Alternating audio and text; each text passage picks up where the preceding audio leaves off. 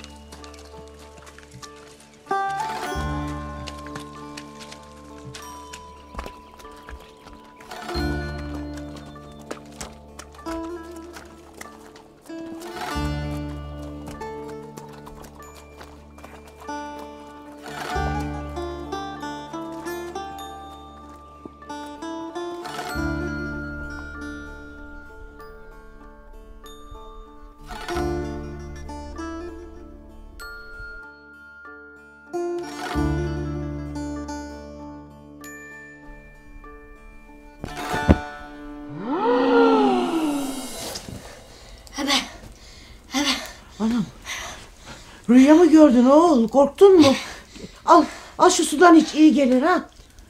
Anam, çok mu korktun? Kadın gördüm. Doğum yapan kadının başucunda bekliyorum. Kadın yatıyor. Birden uyandım. Etrafına bakındı. Çok korktum.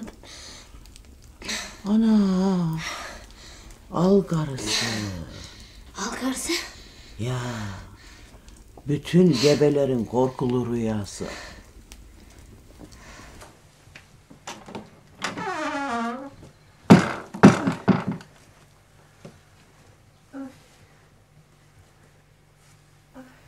İyi dinle beni oğul, iyi dinle. Büyük büyük atalarımızın anlattıklarına göre insan ruhu doğmadan önce gökte bulunur. Bu ruh, yani diyeceğim o ki çocuğun ruhu ananın gövdesine girer. Vay Elif kızımın ağrısı tutmuş, anam hoş geldin. Yetiştim. Şu oğlumdan geçeceğim. Ya Hazreti, ya Hızır, ya Hızır, ya. Kız Ayşe suyu getir. Ayşe! Getirdim bebeğim, getirdim. Dolaştım. Taşrağım canlı indi. Sağa sola gözledim, mavi oldu. Bozukların malı geliyor dediler. İbrahim senin gelinde de çok tutmuştuk. Allah analı babalı görsün, Allah hayırlısını versin. Sağ ol, Allah razı olsun. Bizim köylerde sıraç kadınları gebeyi doğum yapmadan önce beklenmeye başlar. Bebe olunca tüfek atılır. Gözün aydın. Sağ ol dede, Allah razı olsun. Ya Hazreti ya Hüzür ya Huzur ya. Kadının başucuna bıçak, iğne, duvara erkek elbisesi, yanına da süpürge, bir de balta bırakılır. Yetişkin ya da bir erkek çocuk başucunda bekler. Murat'ı da çağırak. Ya Hazreti ya Hüzür. Murat gelebiliyor musun Murat?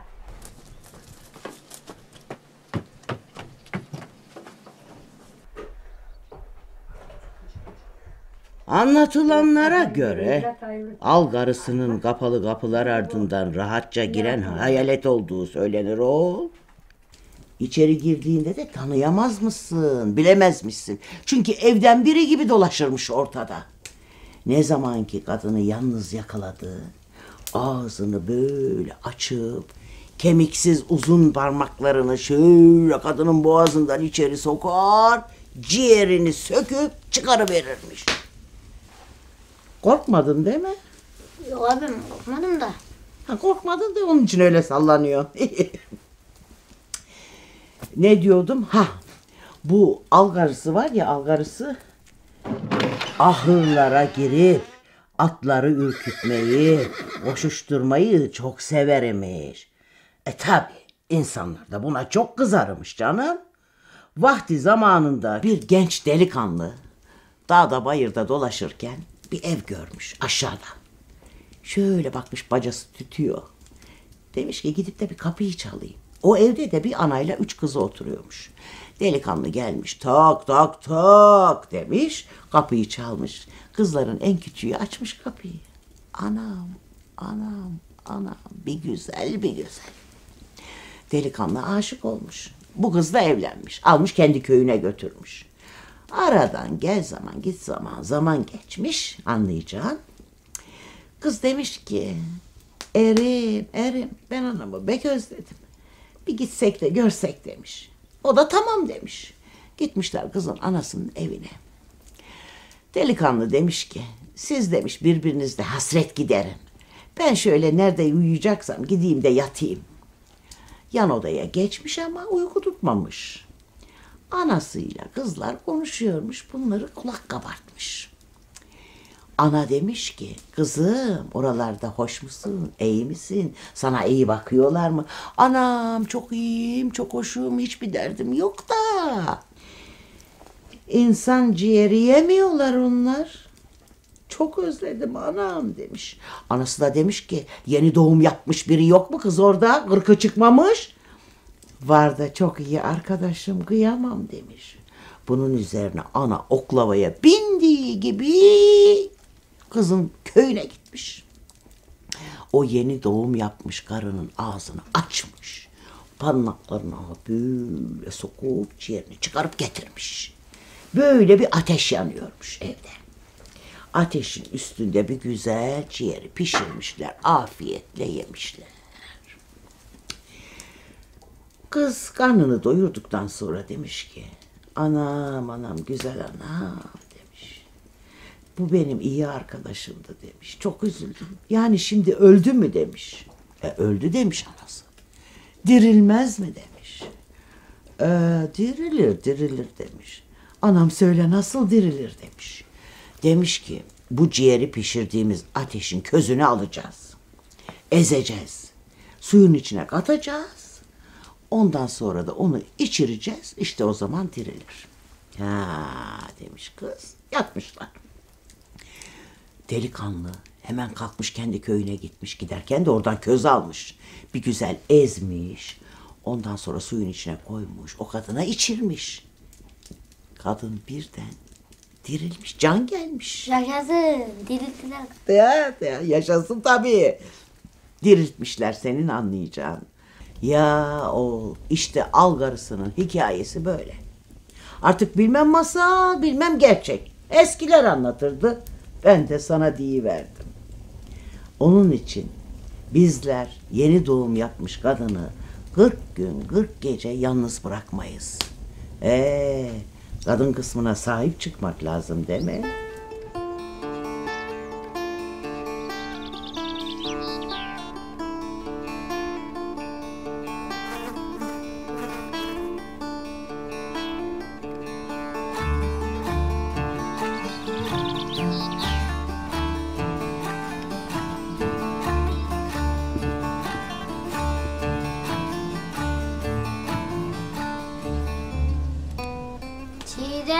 Çiğdem çiçecik, ebem oğlu koçecik. Yağ verenin oğlu olsun, bulgur verenin kız olsun. Hiç vermeyen kısır kalsın. Eğlen çocuklar, hey! Anam neler de bilirmiş. Şimdi de bakalım bana. Bu karılar bu bulguru, yağ, yumurtayı niye veriyorlar? Bilin mi? O zaman ben anlatayım. Dinle. Ah. Köylerimizde kış çetin geçer. Kar kolay kalkmaz bu topraklarda. Toprakta öyle hemen yeşilini göstermez bize ha. Emme kıştan bahara geçince, dağda bayırda açınca çiçek, yüzümüz güler, bayram eyleriz. Alçaklı yüceli görünen dağlar, alçaklı yüceli görünen dağlar. Abla çiğdem buldum burada. İyi sok. Anamın köyünün başına benzer, anamın köyünün başına benzer. Yaylanın yolunu aldım elime, yaylanın yolunu aldım elime. Uzun peşlerimi çaldım belime, uzun peşlerimi çaldım belime. Cevizin altından gidiyor yollar, cevizin altından gidiyor. Tabiatın yeniden doğuşunu, uyanıp yeşerdiğini çiğdem çiçeciklerle, komşularımıza manilerle müjdeler, kapıya çıkanın gönlünden geçenle, heybemize döktüğü bulgurla, yağla ya da yumurtayla kadınlarımız bir güzel yemekler yapar. Birlikte sohbet ve muhabbetle yeriz işte o. Çiğdem çiğdem çiçecik, ebem oğlu bacacık. Yağ verenin oğul olsun, bulgur verenin kız olsun. Hiç vermeyen kısır kalsın, eylem çocuklar hey!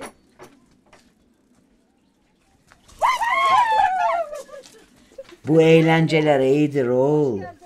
Birliğimizi, dirliğimizi biliriz. Ah derdimizi, tasamızı akıtır gideriz oğul. Yumurtayı çok ver. Yumurta kaç tane oldu?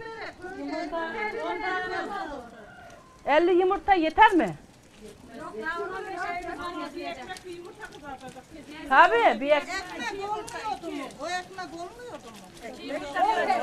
Adeli. Adeli kapıyı köslemezse. Adel ekmek pişiriyordu. Evde mi bakalım? Evde yok mu?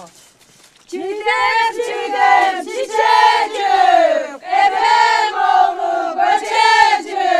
Yağ verenin oğul olsun, bulgur verenin kız olsun. Hiç vermeyen kısır kalsın, eylem kızlar hey!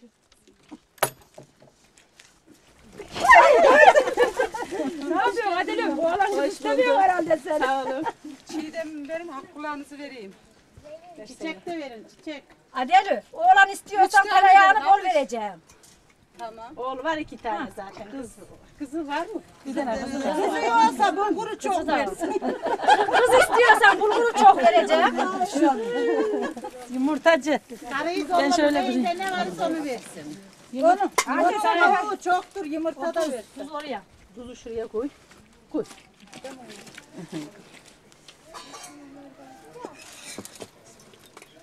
Çok sağ ol. Yumurtamız kaldı. Tuzumuzu da al. Tuzu dedi mi? Cemeğinden lokmamız vereceğim. Ya oğul, işte bahar geldiğinde, dağ taş yeşerdiğinde, ah benim şu ağrıyan kemiklerim sızım sızım sızlanmayı bıraktığında biz bu şenlikleri yaparız. Ficek şenliğini yaparız, çiğdem çiçeği yaparız, saycı oyununu yaparız. Niye? Ha? Niye biliyor musun? Bunlar bizim geleneklerimiz, göreneklerimizdir oğul.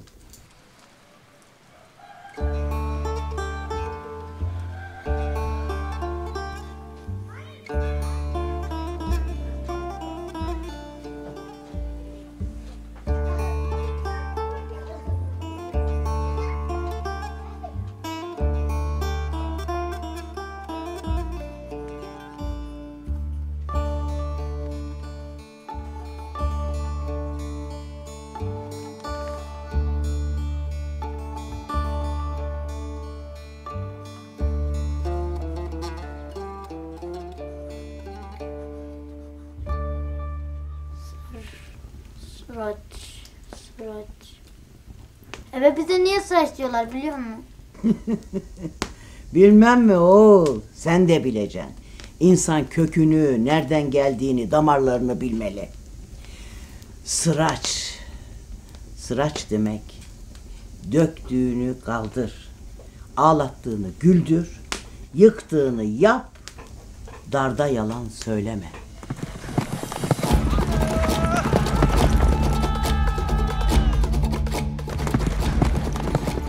Evvel zaman içinde çok uzak diyarlarda büyük atalarımız konar göçer yaşarlarmış. Alperenlerimiz obalarımızı düşmanlara karşı korurmuş. Savaşmak icap ettiğinde onları gün batımına kadar kovalarmış. Buldukları boş verimli arazilere yerleşir, hayvanlara ot, canlara yurt tutarlarmış. Biz Oğuz Türklerinin Gayıboyu'nun Beydilli aşiretindeniz. Atam derdi ki Sıraçlar öz Türkmen aşiretleridir. Diyeceğim o ki bu Sıraçlar Beydillilerden dedim ya, Beydilli çok önemli, öyle boş laf değil ha. Sözü değerli, beyler gibi aziz insan demek. Bu boylar nerede toprağın verimi düştü, hayda yeni yerler aramaya giderlermiş. Yani konar göçermişiz. Akın akın giderlermiş. Her gittikleri yerde yeniden oba kurar, yeniden düzen tuttururlarmış.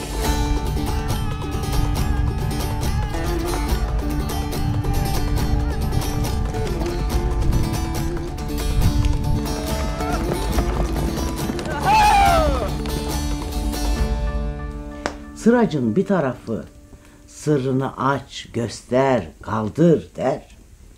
Bir tarafı da aman kimseye sırrını deme, ketum davran der. Yani ser ver, sır verme der. Biz böyle bildik, böyle öğrendik, böyle de öğrettik o. İçimize el almadı, ele de varmadık.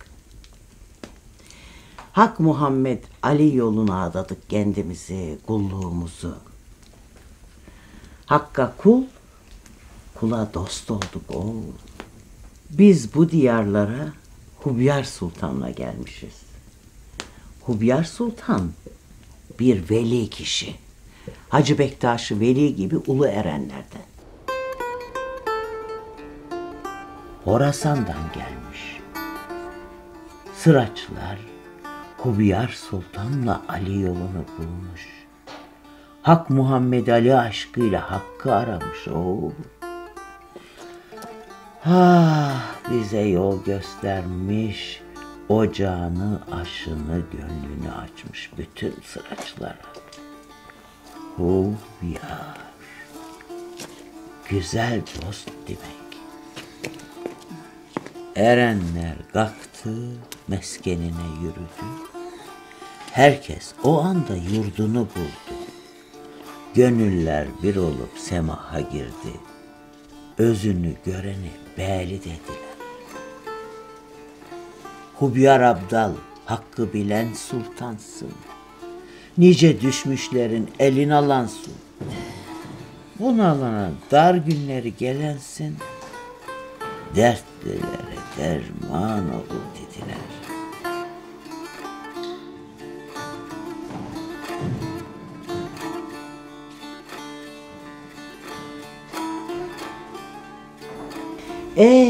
Bizim velilerimiz bu kadar mı sanırsın? Yanılırsın. Daha kimler var, kimler? Hak Muhammed Ali aşkına çıktığımız yolda Veli Baba var, Anşa Bacı var. Anşa Bacı Veli Baba'nın hatunu. Acı sulu bunlar, türbeleri hala orada. Veli Baba Hubyar Sultan'dan öğrendiği bilgilerle bize liderlik etmiş. İyi bir Anadolu ereni. Onun Hakk'a göçmesinden sonra yerine eski Türklerdeki gibi orada hatun kısmının sözü varmış. Erinin yanında söz sahibiymiş. İşte Ayşe bacı yani Veli Baba'nın karısı da Veli Baba'nın yerine geçmiş. Söz söylemiş, sözü dinlenir olmuş. Bize liderlik etmiş. Hak Muhammed Ali yoluna hizmet etmiş. Etmiş de çok çileler çekmiş. Oo, çok çileler çekmiş. Demem o ki bizler hak için samah döneriz. Hak için kimseyi incitmeyiz. Hak için çalışır, hakka hizmet ederiz. Aman hey sen öldüm canım gel benim yanıma. Kul gibi kapında yerim azadım olsun. Kapında kul gibi canım azadım olsun.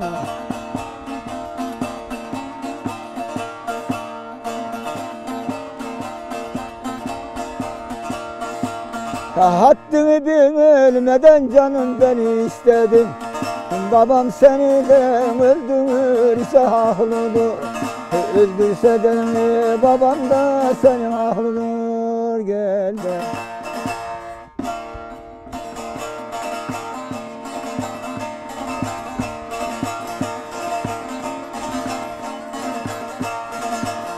Şehirden çıktığımda canım dur seyranına. Yazık devrilmedi girme kanıma. Yazık devrilmedi girme kanıma.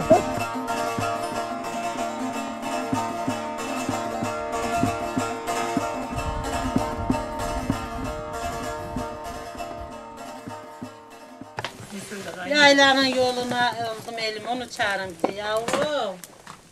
Sen söyle bakalım. Onu da sen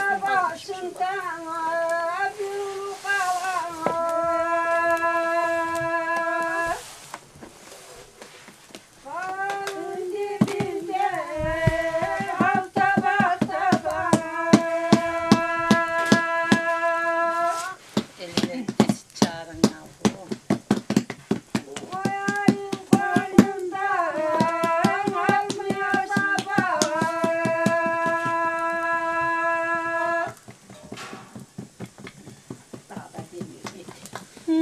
Güzelim koynundan anam anam tez olur sabah.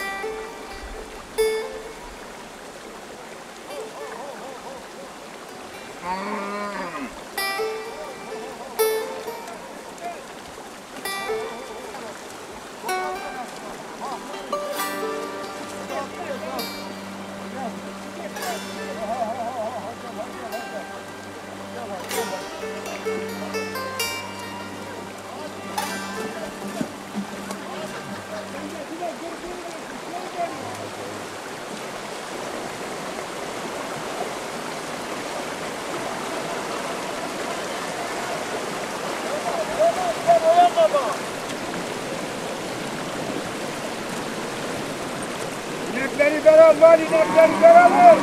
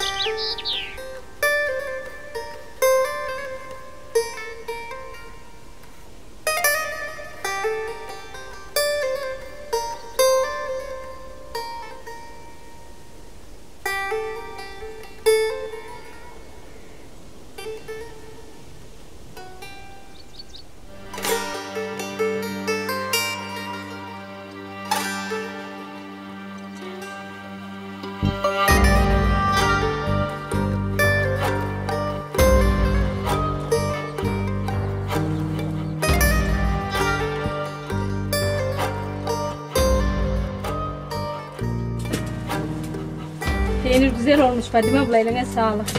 Çok tuzunu çok koyma yenmezsin. Tuzlu mu olur? Tuzlu Tamam. olur.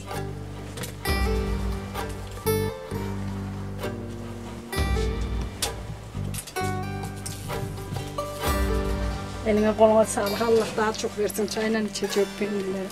Olsun. Sen de tepsiye gel Fadime abla.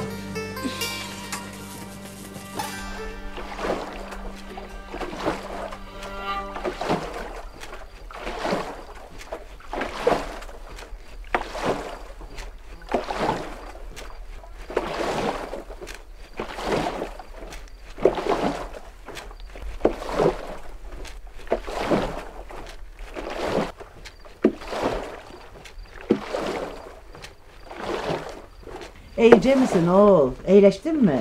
İyiyim ebem iyiyim. Karnını doyurmuyorsun, yemiyorsun ki. Anam ne diyorsun oğul? Ana!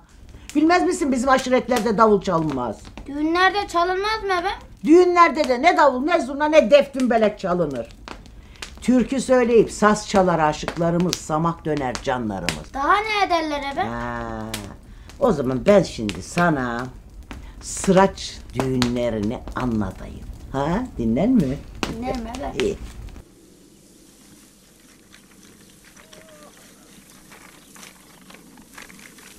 Bizim aşiretlerde düğün başladı mı tam bir hafta sürer. Şimdiki şehir düğünleri gibi değil oğul. 2 günde bitiversin. Eskiden beri köylü ne zaman işten başını kaldırıp da eğlenecek ha?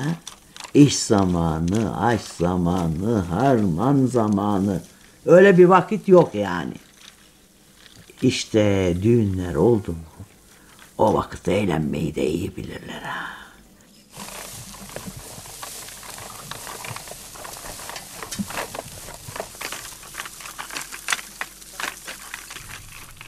Sıraç köylerinde düğün başlamadan önce komşulara haber verilir. Şimdiki zaman gibi haber vermek de öyle kolay değildi. Damadın evinde akrabalardan kadın ya da erkek köyde kapı kapı gezer, Komşu! haber eder düğün gününü. Komşu! Komşu! Buyur komşu. Çülemi'nin oğlunun düğünü var, düğününe bekleriz. Allah hayırlı uğurlu etsin, tamamını. Sağ olun. Darısı sizinkilere. İnşallah.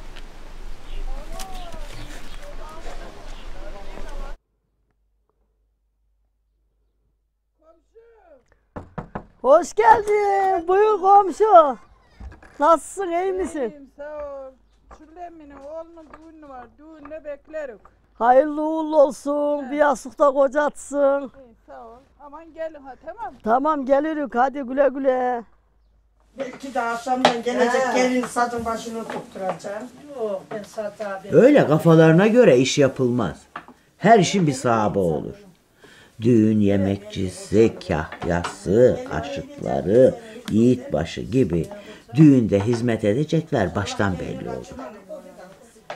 Düğün evinin yemek işi çok mühim. Yemekçi damat evinden aş işini iyi bilenlerden olur. Kahyayı da damat seçer. Kahya düğünü çekip çevirir. Yiğitbaşı dedikleri er kişi damadın emmi oğullarından, evli de olur bekardan ne, evli olması daha iyidir tabii. Çünkü başından geçtiğinden iyi bilir o. Kolay gelsin.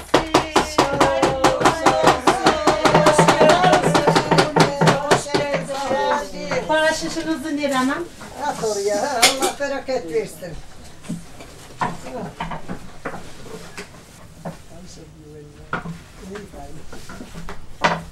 Buyurun tabaklarınıza yufka buyurun. Bu anam, bu anam, bu. Darısı sizin çocuklarınıza. Allah Allah, Allah Allah. Bibim, Allah Allah. Hayırlı olsun.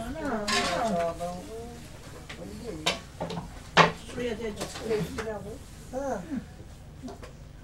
kolay gelsin. Sağ olun, sizin dayağınıza sağlık.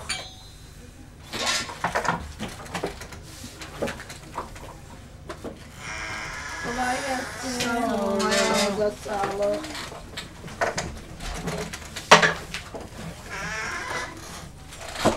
Evin direği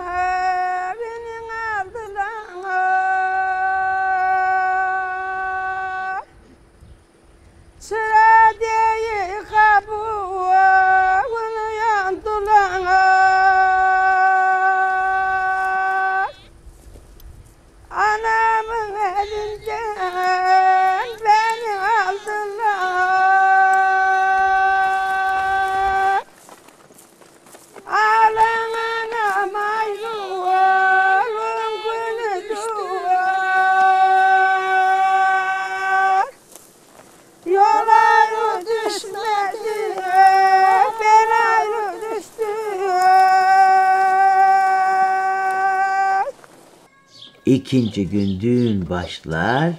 Yiğitbaşı aşıkları alır, damadın, gelinin evlerinin önüne gelir. Sazının teline dokunur, söyler türkülerini, canlar semah eder. Yemekçiler de yemek hazırlığına başlar tabii.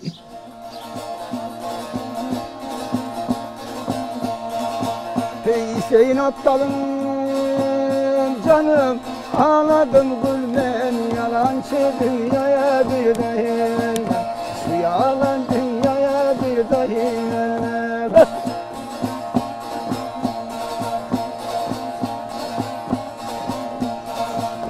Alem bir yan olsa dünyayı, meskana bölmeye gidimden gelmez.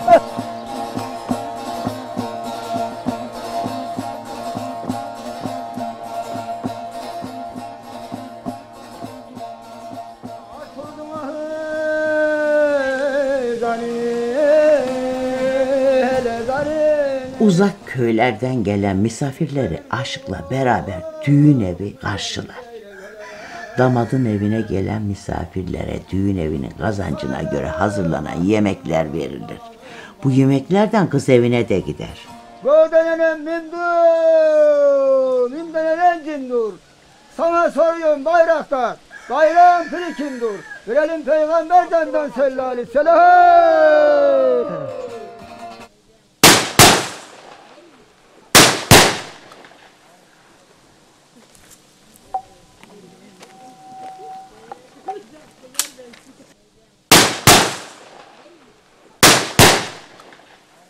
Ah babam endirin keleşler, sazım endirin, sazım endirin. Sarı sedefine düzenine bindirin, hele bindirin. Köroğlu Paşa'ya da kayfe getirin, yanı sırada keleşleri bara bara. Yere vurdum yurmu, budur hakkın buyruğu. İsmail'e elen koçum, 300 batman eti elde, 60 batman kuyruğu. Verelim peygamberden sallallahu aleyhi ve sellem.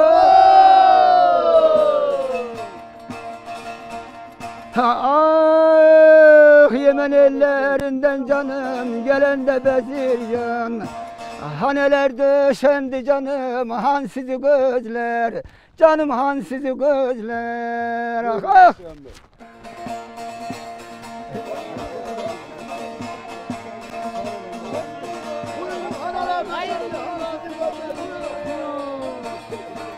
Ah babam Murat kafasını yukarı tutar, yukarı tutar.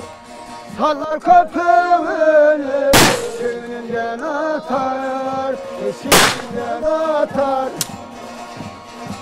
Kassa kurtulur da sevirse tutar böyle, sevirse tutar.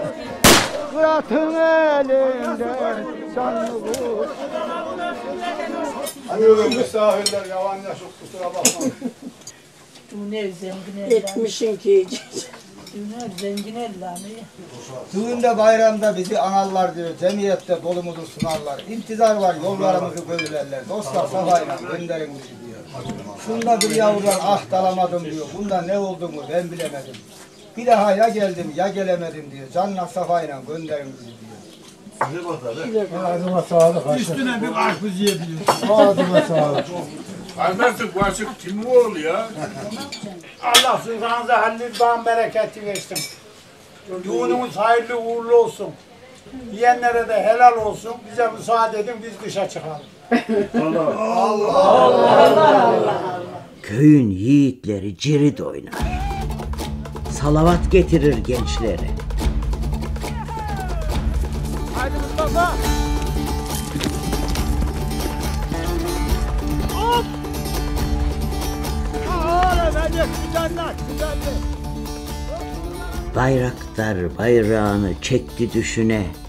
Cümle alem düştü peşine. Salavat verelim Allah aşkına. Peygamber canına salavat. Sellahu Muhammed. Bayrağımın iğnesi nurdan, ipliği sırdan. Fadime ana eğirde, Fatma ana dokudu. Peygamber canına salavat, sellahu Muhammed.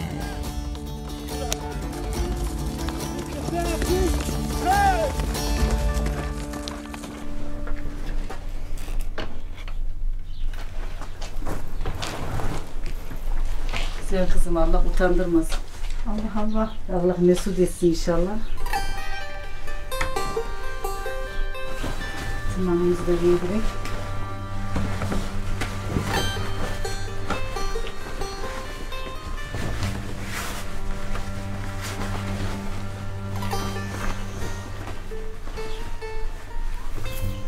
Koyunlar da giy.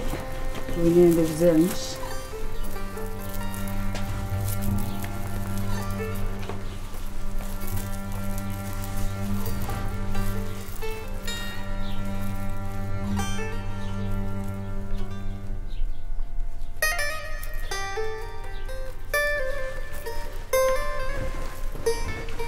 Sayanı da giy. Sayan da çok güzelmiş. Güle güle eskit inşallah. İnşallah.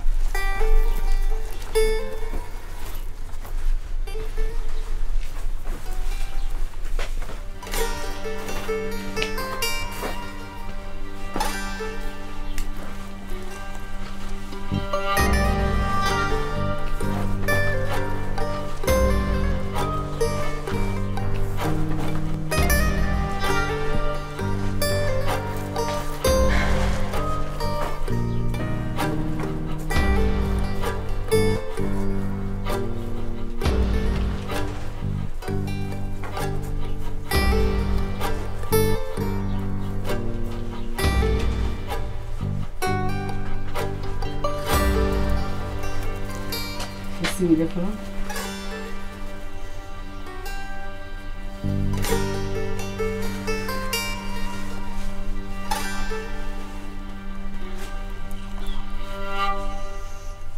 Çok güzel oldu.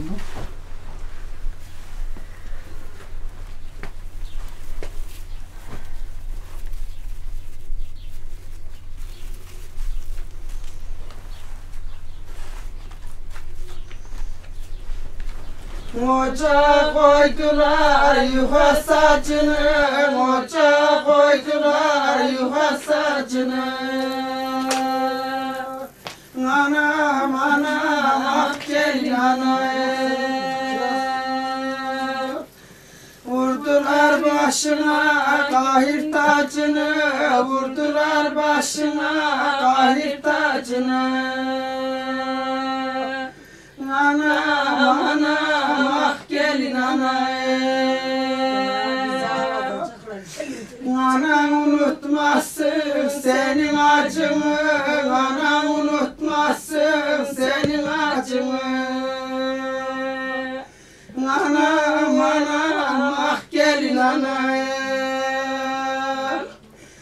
Anan elinden senin aldılar, anan elinden senin aldılar. Anam anam ah gelin anam. Kızın anası nerede? Gelsin kızın anası. Gel getirelim. Saçaklıkta kilim var yavrum, deste deste gülüm var yavrum. Gel yavrum ağlayalım yavrum, senden karı kimin var yavrum. Bir gecelik yerde yavrum. Gelin kızımızın kınasını yakak. Getir Gülen'e şimdi. Gelin elini açmıyor kaynana. Kaynana kaynar kazana. Telledim kaynanayı Kızımız açmasın. elini açtı. Oo kocaman Hadi anam hadi kaynana. Diyeceğim Allah hayırlı uğurlu etsin. Selamatla gelin. Selamat olsun anam. Gelin kızımızın kınası kutlu olsun mu? Olsun. Gelin kızımızın kınası kutlu olsun mu? Olsun. Gelin kızımızın kınası kutlu olsun mu? Olsun. Hayırlı uğurlu olsun. Ya Allah ya Muhammed ya Ali. Allah hayırlı uğurlu etsin. Dönlü döşlü olsun. Ya Allah ya Muhammed ya Ali. Gelin kızımızın günahı kutlu olsun. Darısı bekarlara. Allah Allah. Allah Allah. Az mı verdi, çok mu verdi geline? Çok verdi çok sağ olsun kaynana cömertmiş. İyi bakalım. Şimdi sakin edin. Bir de tosun mu vereceksin geline? Her şey. Hayırlı uğurlu olsun. Allah hayırlı uğurlu etsin.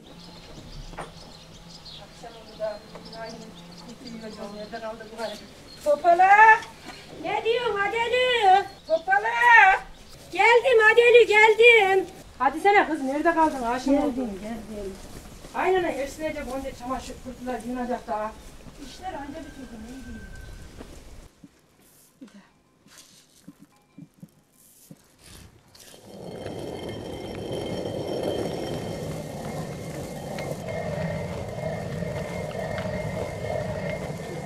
Gelinler bu nasıl iyi oluyor mu? Bakıyor musun?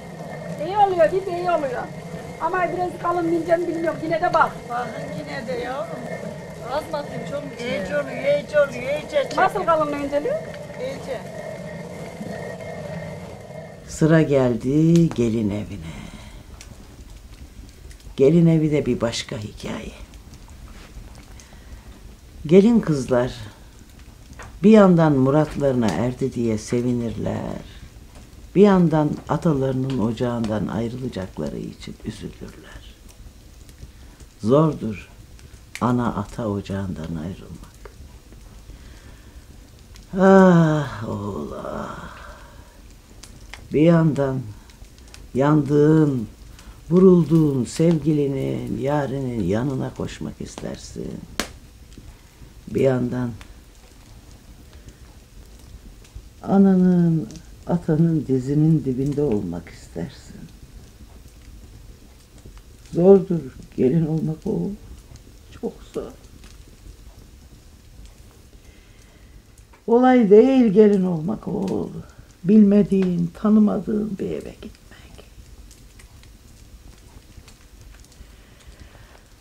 Ay ay. Anlatayım sana. Gelin evini anlatayım oğul.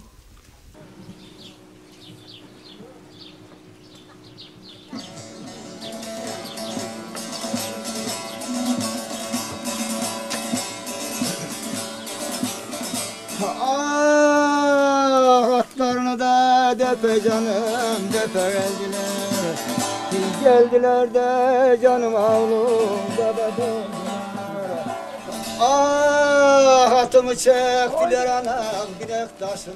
Gelini ata bindirirler, baba ocağından, ana kucağından çıkar. Aşığı türküsüyle hem ağlar. Ah, hem de gider damadın ocağına.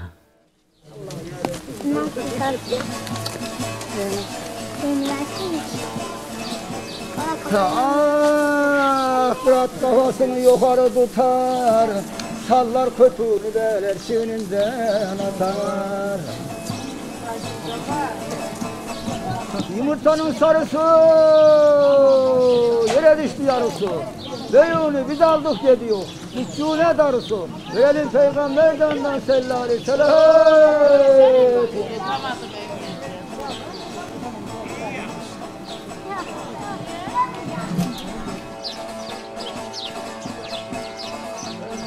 Dağarım etini çöl yanmanına.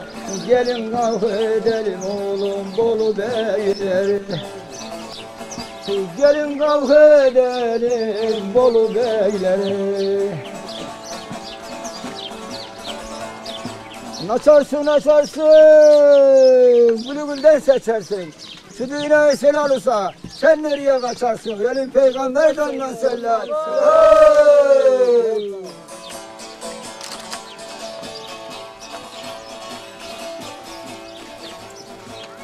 Damat evin damında bir elinde çerez.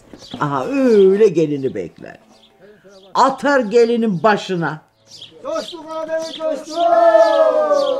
Dalgası başında coştu. Yine sevdiğine kavuştu. Benim peygamberden sallallahu aleyhi ve sellem.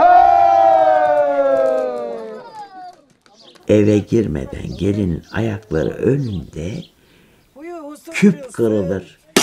Gelinin kötü huyları kırılsın diye ya.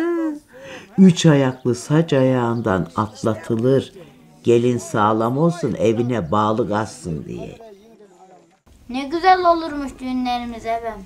Olmaz mı o? Güzel olur. Güzel olur köy yerinde düğün. Ocağını kurarsın. Ateşin dumanı tüter bacada. Biliyor musun? Sıraçlarda ayrılık olmaz. Ocağını kurdun mu tamam. Tek kadın olacak. Başka kadın da yok. Yapanı düşkün sayarlar buralarda. Köyde kimse konuşmaz, uzak durur ondan. Ocağına sahip çıkacaksın oğul. Ama şimdi artık eskisi gibi kalabalık değil bu köyler. Herkes göçtü buralardan şehire. Örf, adet bilen filan kalmadı oğul. Hayvanı unuttular, toprağı unuttular, suyu, ağacı unuttular. En mühimi de insanı unuttular oğul.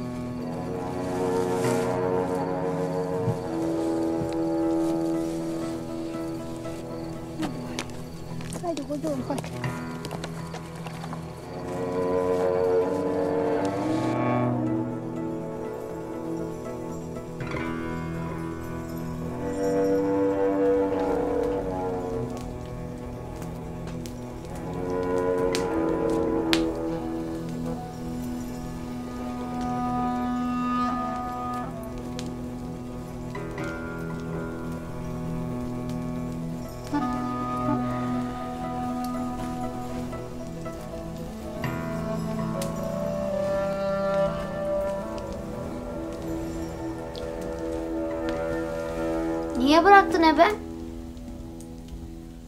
Oğul, vakit durma vaktidir. Perşembeyi Cuma'ya bağlayan gece.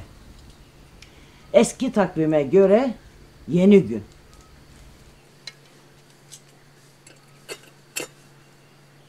Kurt, kuş, dünya alem bırakır her şeyi. İnsanoğlu mu bırakmayacak? Bak, yer gök duaya durur. Her can Yaradan'a çağırır. Hayırlı gündür o, Perşembeyi Cuma'ya bağlayan gece.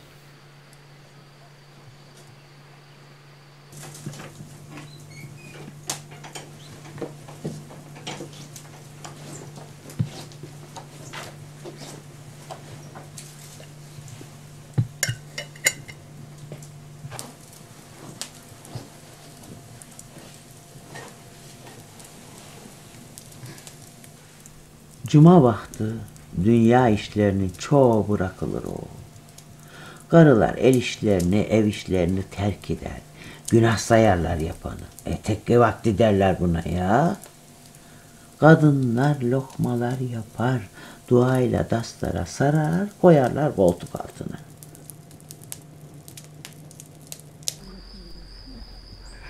Medettir sağ ol. Kul kusur eder, sultanlar bağışlar. Kusurumuz varsa bağışla İmam Hüseyin.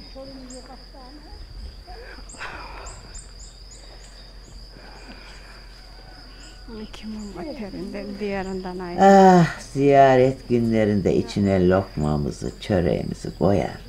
Dergahları, tekkeleri, atalarımızın kabirlerini ziyarete gideriz bir.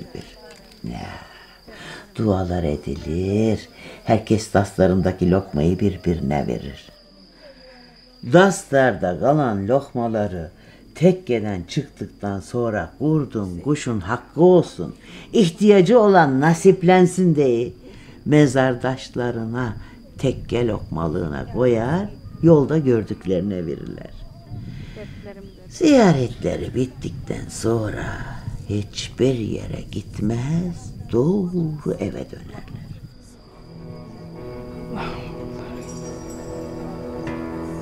Kusurlarımız affet Allah. Kul kutsum ver sultan. Maaşlar kusurumuz varsa maaşlar. Üçlere beşlere yedir.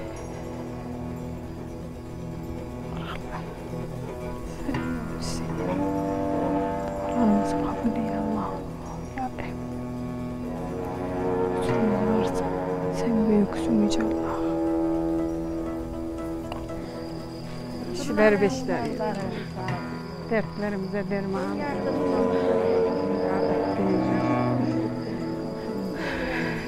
Kul kusur eder sultanlar bağışlar Allah'ım Resulallah. Medettir müret ya Ali ya Hasan. Sen büyüksün. Lokmalarımız dikilir. Kabul et. Dede ses verin. Allah'ım Allah'ım. Tekküler oğlum. Sen büyüksün Allah'ım. Allah'ım büyüksün. Ya Ali ya Hasan. Ya Muhammed ya Ali ya Hasan. Mümin Müslüm bir araya derildi. Sorgucular geldi, sual soruldu. Mürşit Pireli ile erken çalındı. Mübarek cumanın gecelerinde. Kırkları arayan bu demde buldu. Hakka öz erdirip paka yüz sürdü. Müminler murada maksuda erdi. Mübarek cumanın gecelerinde. Aşağıdan, kenardan gidin, motor gelir. Yok! Evet olsun. İçi. Oha. Karanlık kuru suda gelir mi? Karanlık kuru suda gelir mi? Gelin kızlar, gelin ha. Dünyada eriden gezen ölme, dünyada eriden gezen ölme. Söylen kızlar, söyle. Bana derlersen konumu sen hele, bana derlersen konumu sen hele.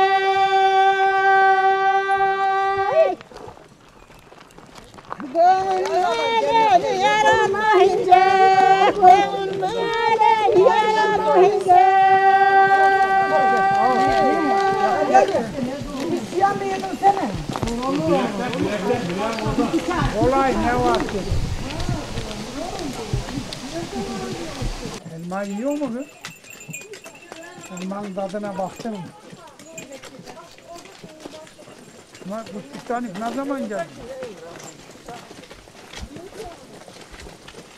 Dur.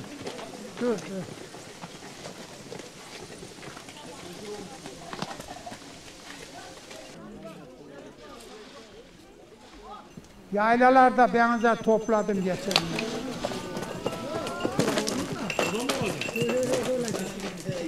Tut şuradan da çek oğlum çek. İyi ki elimizi aldık yayladan kurtulduk ya. Yukarı. Ağır yukarı çek. Bizi düşünme yavrum. Hadi. Eğlenme. Olan aklına da anana da söyleme.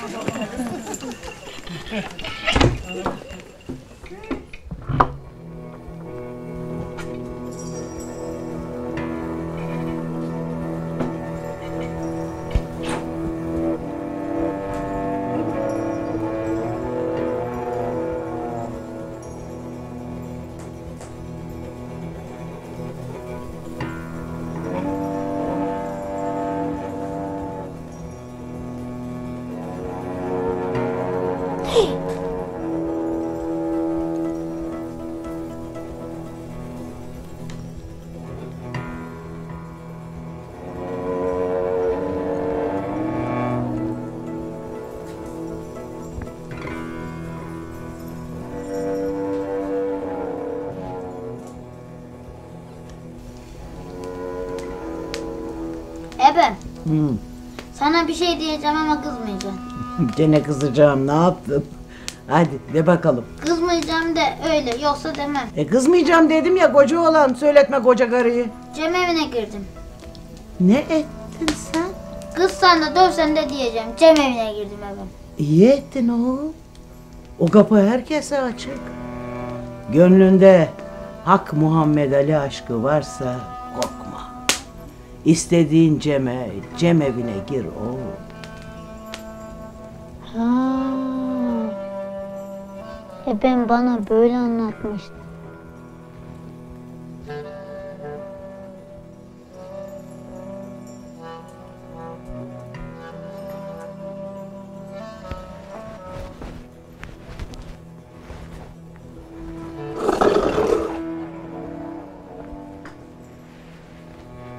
Zülfikar bu. Hazreti Ali'nin kılıcını da gördüm. Zülfikar. Çok heybetli. Elimi sürdüm.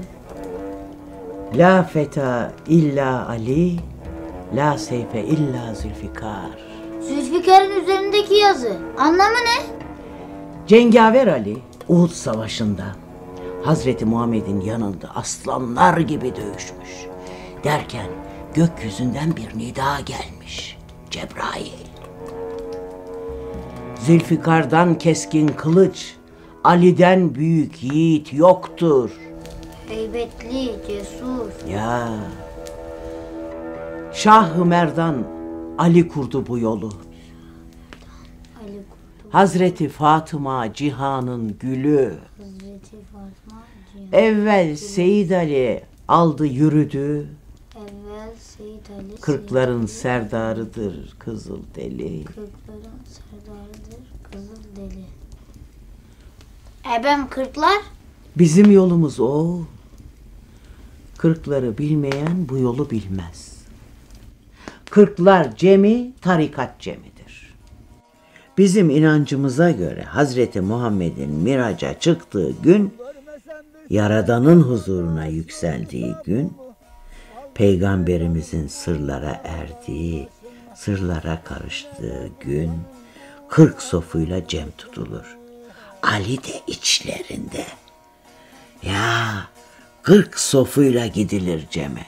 Samahlar edilir, pirler bilinir cemde. Hakikat yoludur o.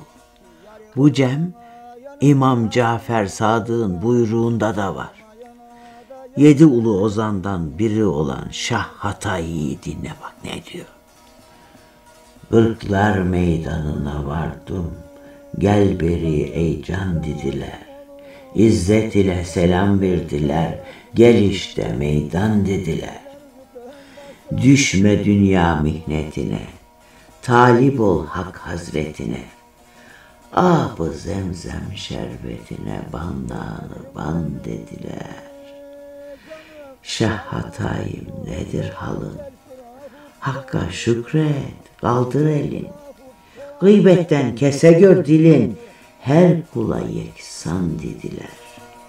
Alem bilsin benim sevdiğim birdir. Rahutlar ne çabalar boşuna. Leyli leyli leyli leyli boşuna.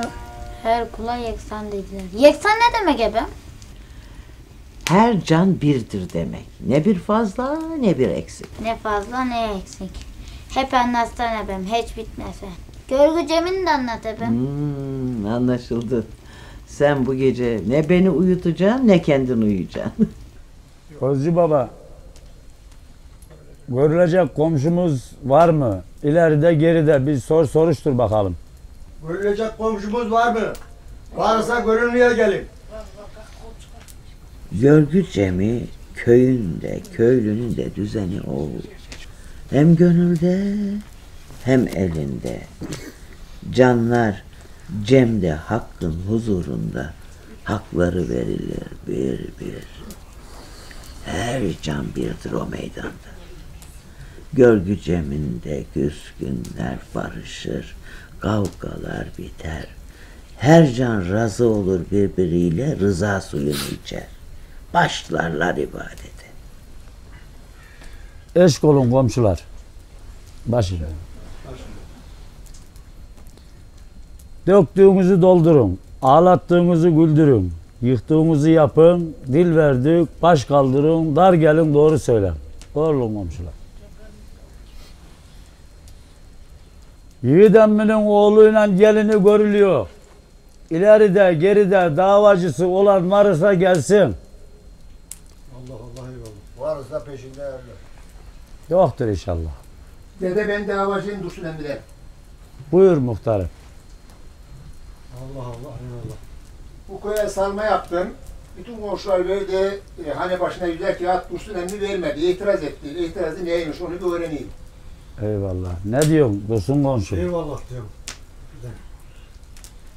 Vereyim diyorsun yani hatalıyım diyorsun öyle mi? Evet evet. Peki hak senden razı olsun. Bir daha yapmamak üzere böyle bir koluyla komşuyla birliğimiz dirliğimiz var. Ya Hak Muhammed Ali bizim birliğimizi dirliğimizi bozmasın. Elbette ki muhtarımız da bizim birliğimiz dirliğimiz için mücadele ediyor. Eyvallah. O zaman muhtarımızla bir görüşün, helallaşın. Ondan sonra Görgüden geçmeyen can giremez ceme. Ananı, babanı, karını, komşunu incitmeyeceksin. Kimsenin canına, malına, ırzına zarar vermeyeceksin.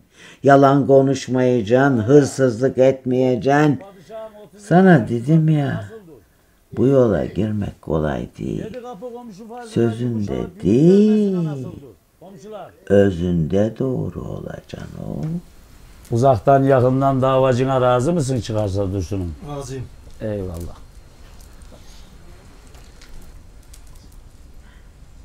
Komşular, şimdi sizden size Allah'a havale ederek soruyoruz. Dışınızdan kolu komşu sizlere kefil oldu. İyi gördük hepimiz sizi. Kalbinizde, özünüzde saklayıp gizlediğiniz, söylemediğiniz herhangi bir problem, sorun, artı, eksi yani korkup da söyleyemediğiniz olur ya, bir sıkıntınız, derdiniz var da söylemezseniz Cenab-ı Hakk'ın vebalı, günahı boynunuza olsun. Hak da sizden memnun olsun. Kalkın doğuya durun.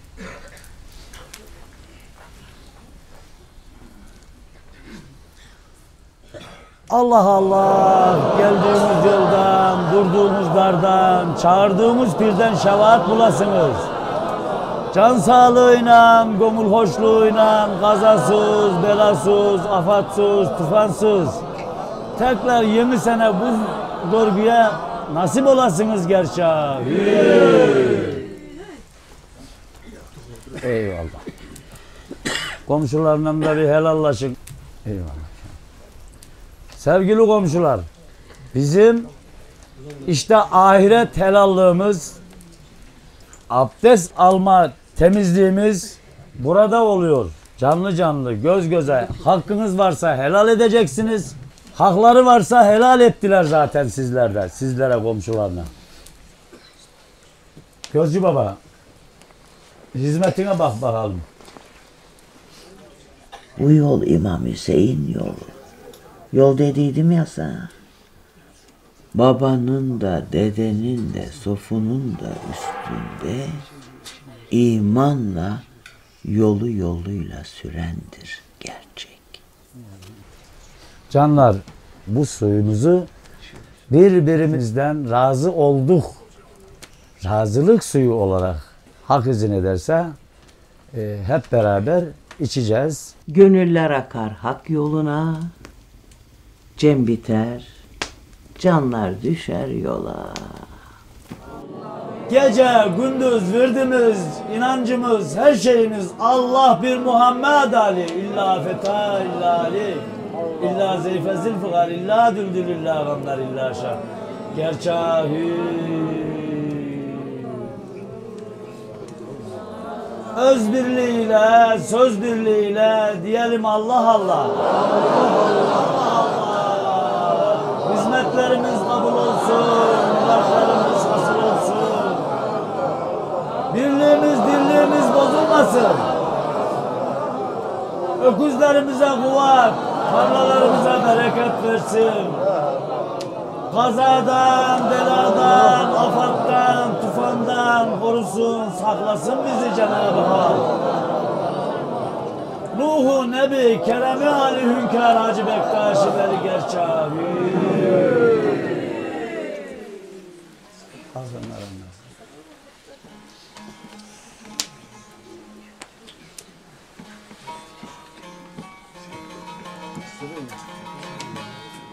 Yok sonra bir önce başlayayım devam et.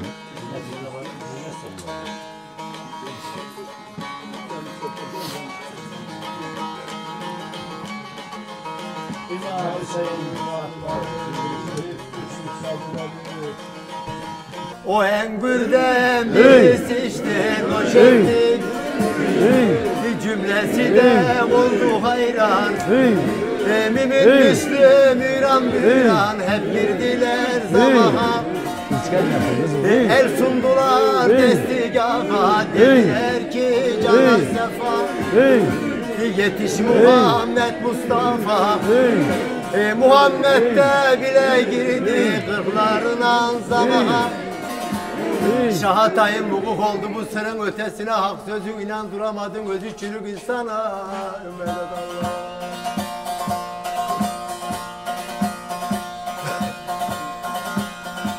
Yörük olur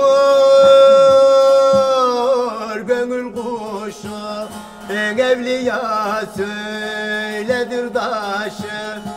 Eksikliğin canın bilen kişi, eysin akan secde eylesin canım canım. Hemen niyaz etmek günde dur. Geylen girenler hakan yazım medet Allah Allah. Hizmetlerimiz kabul olsun, muratlarımız hasıl olsun.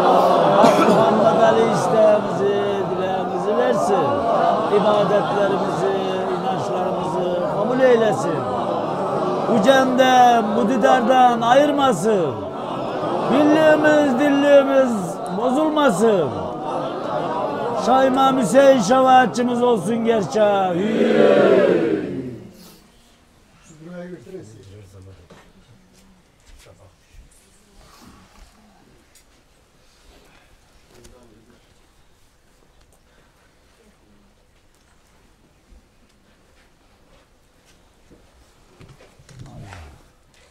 Muhammed ya. Allah Allah, hizmetlerim kabul olsun, muratlarım hasıl olsun. Hak Muhammed Ali seni mücemden, bu divenden ayırmasın. Hizmetlerinizi kabul eylesin. Fadime'ne şefaatçim olsun gerçeği.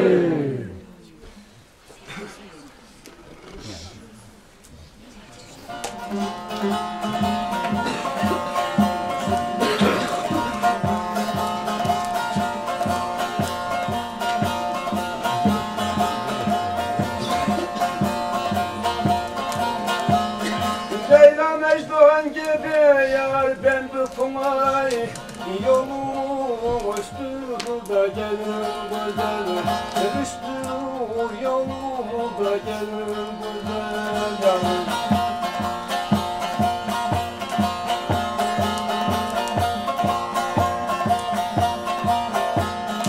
Eğilmiş şahdan yar doldu suyum, içmenin kolayında bulun güzel. Gel ha leyli leyli leyli de bulun güzel yar.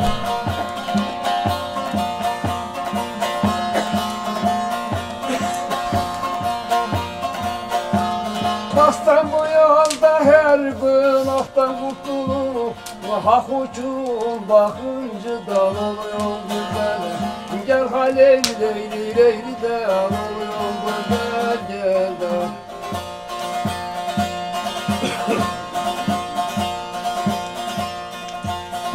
Hak uçunda hudun canım sen de bilirsen, vakta hava olaktı canısa Ali.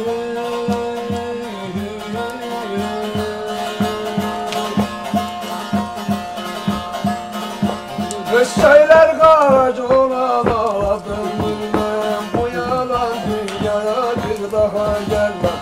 Bu yalan dünyaya bir daha gelmem. Pişman olsa ben yarı vermem. Mestana gözleyen giden dön geri. Leylan'dan değil giden dön geri. Allah Allah, gelene gidene, bulsuz, kaybetsiz, evine varana, hak yardımcısı olsun, ayaklarına taş dolaştırmasın.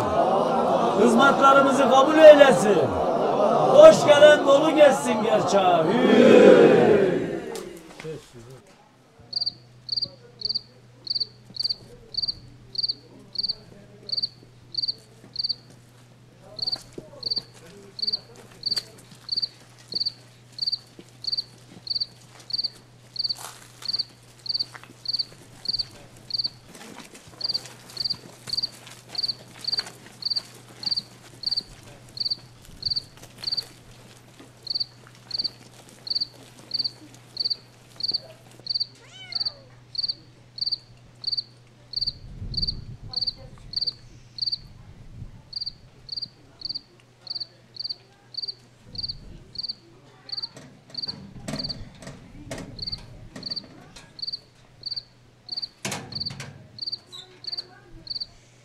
Peki ebem sana bir şey diyeceğim. Zaten diyorsun. De bakalım. Cem meclisinde biri haksız olursa ne olacak? İşte bak bu da önemli bir şey ya. Şimdi herkes haklı olmaz yeryüzünde oğul. Dünya aleminde bazıları da haksızlık eder. Şimdi Cem meclisinde birine haksız olduğu söylenirse, kabul ederse ne âlâ. Ama kabul etmezse düşkün sayılır. Onu kimse içine almaz. Dostluk kurmaz. Ne kendisiyle ne ocağıyla kimse konuşmaz. Yok eğer rıza gösterir de haksızlığını kabul ederse döküleni doldur, ağlayanı güldür. Tatlı dille Cem'e kabul edilip yoluna devam eder.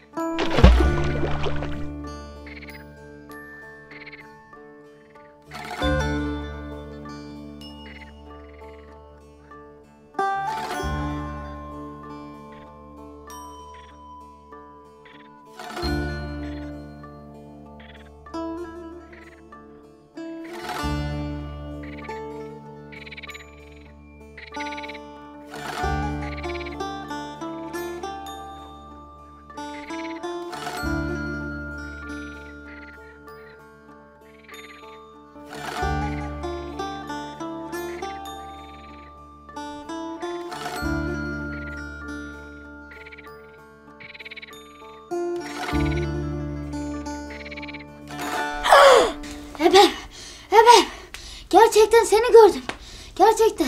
Nerede gördün? Kendi yüzümü gölde izlerken seninkini gördüm ebem. Çok korktum. Ne var gördüysen? Korkacak bir şey yok. İnsanoğlu kuş misali o. Bu dünya kimseye kalmaz. Canlar gelir, canlar göçer. Vakti saati gelince biz de göçeceğiz o. Deme öyle ebem. Ta çok yaşayacaksın, çok şeyler anlatacağım bana ebem.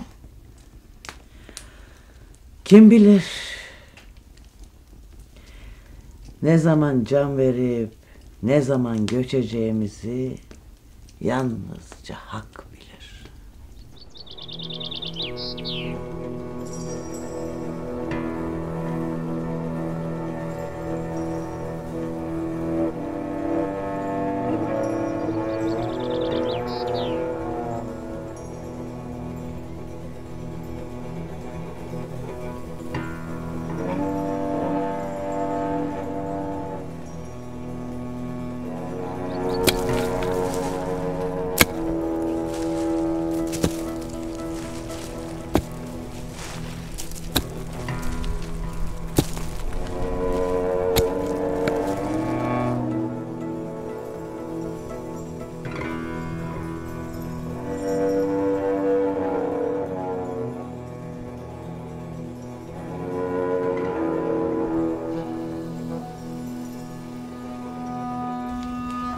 Ebem Hı. niye öldü demiyorsun da göçtü diyorsun? Ne bileyim oğul. Ben kendimi bildim bileli göçtü der atalarımız. Öleni cecime mi sarıyorlar Ebem? He ya. Cecime sararlar. Cecime sararlar emme. Göçeni sardıkları cecimin rengi başka olur. Ebem ebem, bu nasıl kuşumuş ebem, yuva yapmamış ebem. Şu gördüğün etle kemiktir. Can içinde. Can dediğim ruhumuz. Ölmez, göçer oğul. Ama ne bileyim, ermez insanın aklı yaradanın sırrına. Göçünce can, beden kalınca geriye, önce yıkarlar mevdayı, kefenlenir, üzeri örtülür cecimle. Ebem, garip giden ebem, ebem. Destur canlar. Allah'ın izni peygamberimizin kavliyle ruhunu hakka teslim eden bu canımız için ben bir dua zimam süreceğim müsaadenizle.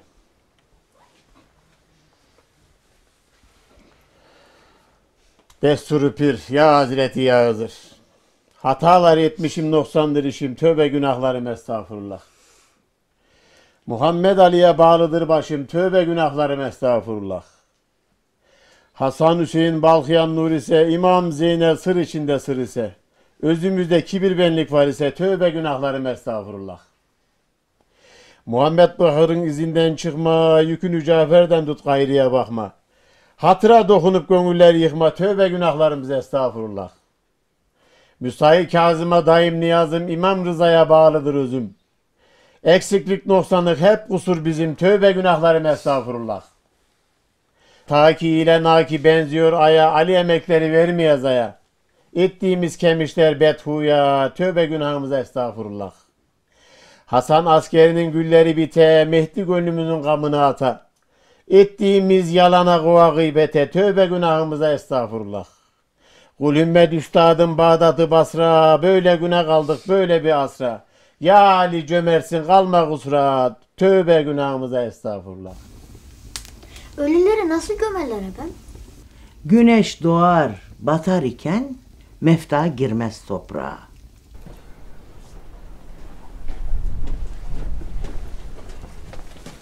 Dilimiz döndüğünce ederler duasını. Kendini bilen kamil insanlar da kaldırır meftayı ya.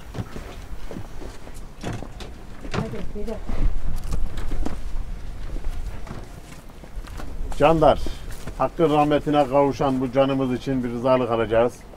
Destur. Ya Hazreti ya Hızır. Mededallah ya Muhammed ya Ali. Değerli canlar, kendi amelince hakkı, hakikati özünde görüp ve bu yüzden enel hak diyen 72 millete bir nazarla bakıp eline, beline, diline sahip olmayı kendisine ilke edinen, dini sevgi, kıblesi insan olan bu can sizin içinizde yiyip içti, kondu, göçtü. Hakka yürüyen bu can cümle dostlarının, yakınlarının ve sevenlerinin huzurundadır şimdi. Bilerek ya da bilmeyerek bazılarının gönlünü kırmış, incitmiş olabilir. Ya da üzerinizde haklarınız kalmış olabilir.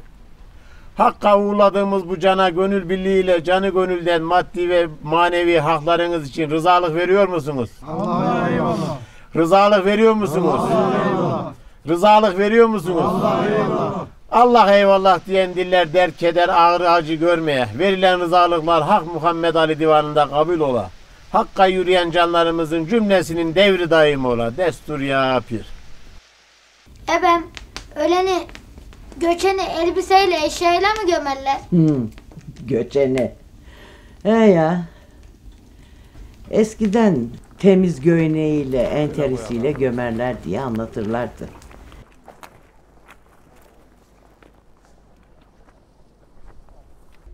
Anam, şimdi artık öyle değil o. Çok istediği eşyayı göçenin yanına koymak atalarımızdan gelen bir adet.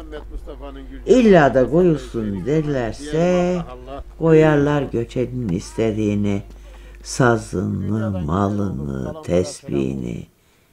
için hayır dua edenlere selam olsun. Ecel büke belimizi, söyletmeye dilimizi, hastayken halımızı soranlara selam olsun.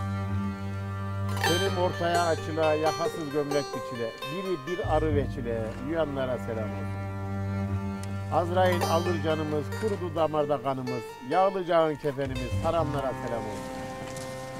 Selam verin kastımıza, gider olduk dostumuza, niyaz için üstümüze, gelenlere selam olsun.